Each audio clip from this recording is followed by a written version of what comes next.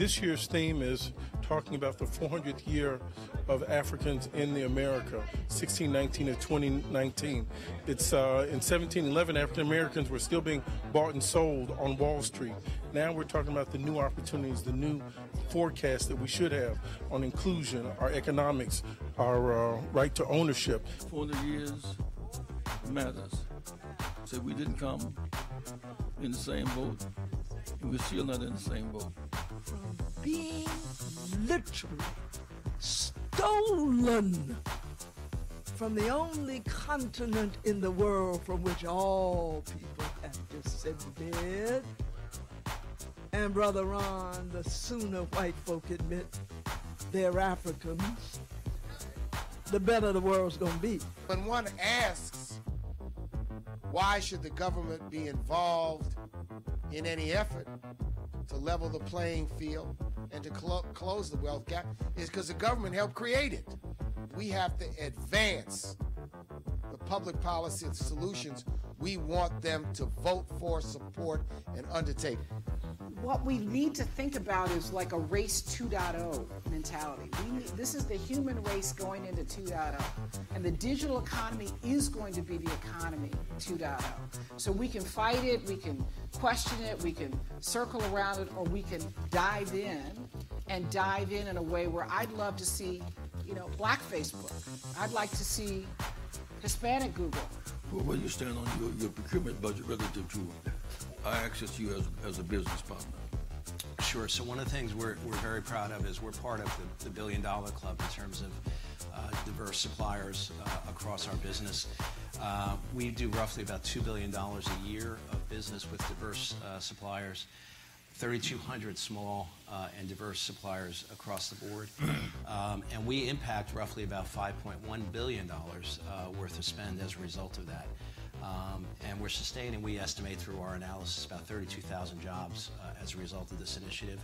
And we're not going to stop there. We want responsible companies like Uber, where the algorithm is essentially the boss of these drivers, to come to our community and not redline us. We want Airbnbs to rent to us, not deny us because they see our face on the profile. We want judges to not use an algorithm that is based on data that primarily incarcerates people of color, which then leaves us incarcerated longer or detained longer or denied fair bail. We wonder why there are predatory for-profit universities. We wonder why we have the foreclosure crisis. When you start telling people, get up off the couch, do something about your life, but you don't have the resources to do something about your life, you just leave them vulnerable and for exploitation from a capitalist system. And that's a problem. That's pernicious. We want people to have agency and dignity in their lives, so we need to provide the enabling goods and services so that they can have agency in their lives. So when you talk about revolution, it's about bringing morality back into markets and saying, you have this gap. And I totally agree with Derek, and I've said this, it's not going to take 228 years. It could never happen. Or it could happen tomorrow. That closing the wealth gap, because, like he said, it's not neutral. You create it through the legal structure and through the political structure. I love problems, but I love how the ingenuity of Africans have already created the solutions. And instead of us standing on the outside saying, well, there's problems there's problems right here in the U.S. There's problems right around the corner. But in terms of an entrepreneurial and something that you may be passionate in, find a sector, create a relationship, and then let's go. This then means that the rainbow can only be formed from the power of the sun and the storm. President Nelson Mandela calls Africa and her people a rainbow nation. Me receiving an award from an icon like the Reverend Jesse Jackson just does not feel right. Because it's in his shadow and on his shoulders that I stand, and I'm forever grateful. So this too will sit on my desk and will be part of my motivation to continue to fight both in the corporate boardroom and in the streets and do my part to make sure that we reach the economic equality that we're all fighting for. And Rainbow Push likes to take pride in the fact, or what we think is a fact, that we are one of the first civil rights organizations to begin this discussion and to explore the opportunities that African Americans and minorities have with blockchain and cryptocurrency. So it's all about discipline, it's all about faith, and it's all about doing what you believe. But I never work for money. I tell people all the time, I make money, but I don't work for money. You got to do what you love. And the only way to break poverty is corporate responsibility and accountability. Just to walk around acting like we just need y'all to feel sorry for us is half of the economic message. So the real assignment and the real test he gave Reverend Jackson on how we deal with corporate accountability and how we deal with the fact that the wealthy has continued to increase. Do you want to get well or not? And that's the issue for us African Americans as we assemble with this Wall Street project. Do we want to be well, or do we want to just wait till we get a grant? Do we want to wait till somebody decides to help us?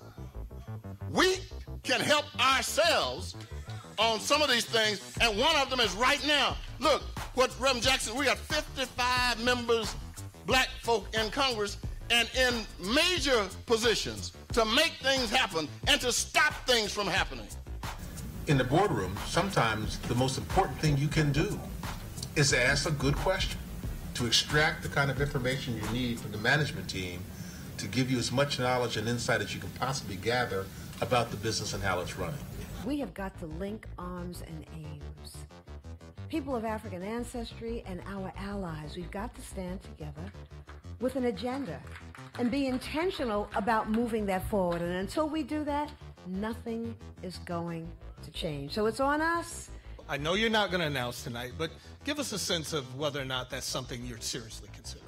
You are living up to the highest journalistic traditions of just trying to mind my own business, walk off the stage, and he caught me.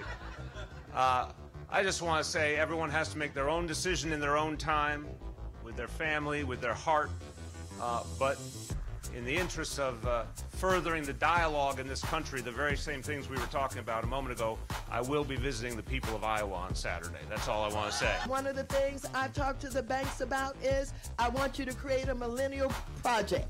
I want you to tell me how you're going to stop treating millennials the way you've treated us traditionally when you looked at our backgrounds and our credit records and how many jobs we've had and decided whether or not we were stable or not. I have the gavel, and I intend to use it.